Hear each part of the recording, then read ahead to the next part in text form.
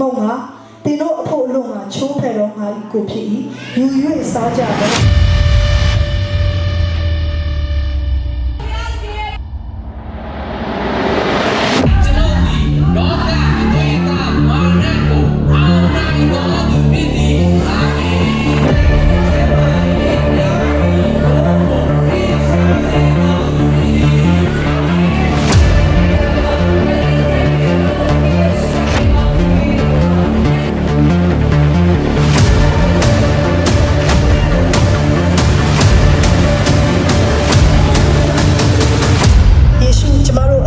တွေးတုံးပေးခဲ့ခြင်းအဖြစ်ကျမတို့က